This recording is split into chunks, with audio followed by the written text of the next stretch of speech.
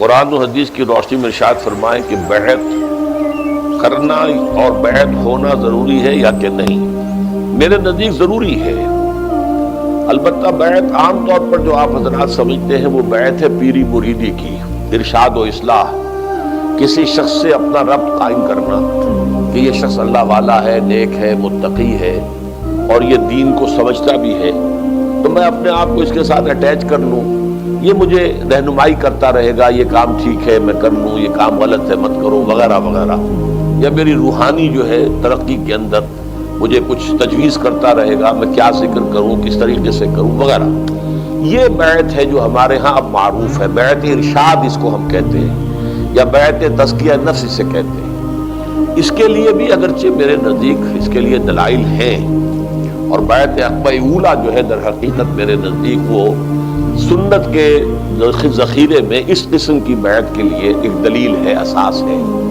لیکن جس بیعت کا ہم ذکر کر رہے ہیں وہ بیعت بالکل مختلف ہے،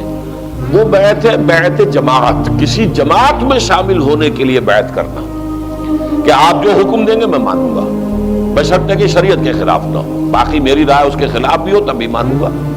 اس کا اصل تعلق اس سے ہے کہ اگر آپ یہ سمجھتے ہیں کہ اللہ کے دین کو غالب کرنے کی جدوجہد کرنا فرض ہے، اور ہے، بدقسمتی سے یہ ہمارے ذہنوں سے نکل گیا ہے لیکن ہے فرض،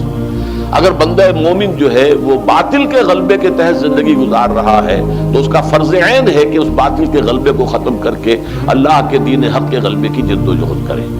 اس جدوجہد کے لیے کسی نہ کسی جماعت میں ہونا لازم ہے، جیسے نماز آپ نہیں پڑھ سکتے بغیر وضو کے،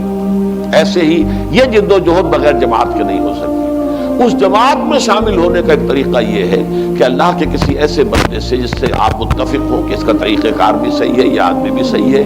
یہ راستہ جانتا بھی ہے، میں اپنے آپ کو اس کے ساتھ اٹیچ کرتا ہوں، میں اس کا ساتھی ہوں، یہ جو کہے گا میں کروں گا۔ یہ بیعت ہے، بیعت سمع و طاعت فی المعروف، جو کہ ایک حزب اللہ بنانے کے لیے، ایک جماعت بنانے کے لیے یہ بیعت ہے، اور یہ بیعت جو ہے یہ لازم ہے۔ یہ وہ بیعت ہے جس کے بارے میں حضور کی حدیث ہے صحیح مسلم کے اندر، حضرت عبداللہ ابن عمر رضی اللہ تعالی عنہما سے، من مات ولیس فی عنقہ بیعۃ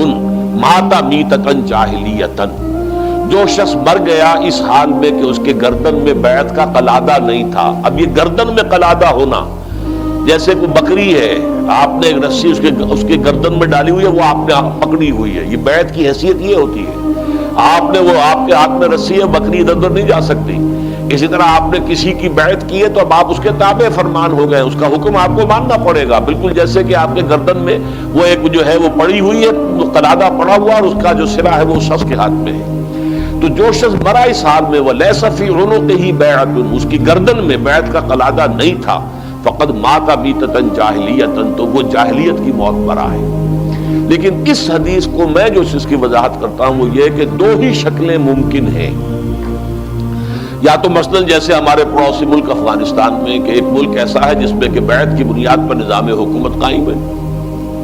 اب وہ امیر المومنین ہے ملا عمر صاحب، ان کے ہاتھ پر بیعت ہے، یا جیسے کہ حضرت عمر فاروق کے ہاتھ پر بیعت تھی، حضرت ابو بکر کے ہاتھ پر بیعت تھی، حضرت علی حضرت عثمان کے ہاتھ پر بیعت تھی رضی اللہ تعالیٰ عنہ اجمعین۔ یا تو یہ بیعت ہوگی، اچھا فرض کیجئے نظام نہیں ہے، نظام باطل کا ہے، سیکولر نظام ہے، ملحدانہ نظام ہے، کافرانہ نظام ہے، تو وہ اسلام کا نظام کیسے آ جائے گا جب تک کہ جدوجہد نہ ہو؟ جدوجہد کیسے ہوگی جب تک جماعت نہ ہو؟ تو جو جماعت کا امیر ہوگا اس سے بیعت کی جائے گی۔ تو ظاہر بات ہے دو کے سوا تیسری شکل کوئی نہیں، یا تو اسلامی نظام قائم ہے تو اس کا جو امیر ہے، سربراہ ہے، اس کے ہاتھ پر بیعت، قائم نہیں ہے تو قائم کرنے کی جد و جہد کرنا فرض عین ہے، اس کے لیے کسی ایسی جماعت کے امیر سے بیعت کہ جو جد و جہد کر رہی ہو اور اس پر بیعت کر کے آپ اس میں شامل ہو جائیں۔